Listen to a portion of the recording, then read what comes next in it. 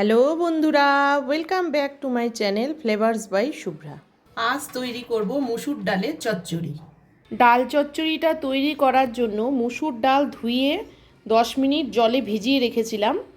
নিয়েছি আলু, কাঁচা লঙ্কা, ধনেপাতা আর পেঁয়াজ।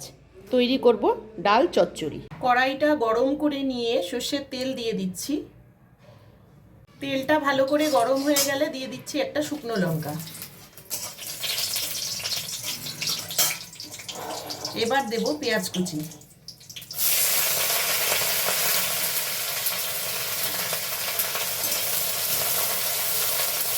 এখন দিচ্ছি কাঁচা লঙ্কা,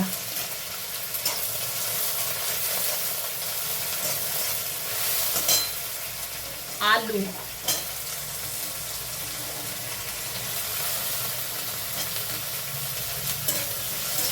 এবারে লবণ হলুদ দিয়ে দিচ্ছি।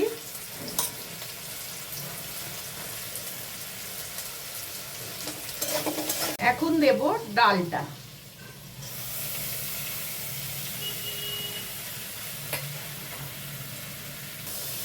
ডালটা দিয়ে কিছুক্ষণ ভালো করে কষিয়ে নিতে হবে।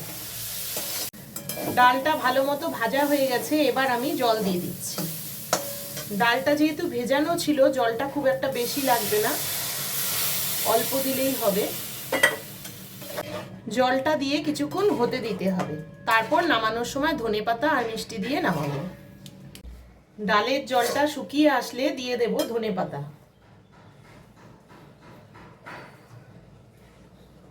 সব শেষে দিয়ে দিচ্ছি একটু চিনি। চিনি দিয়ে এবার আমি নামিয়ে নেব।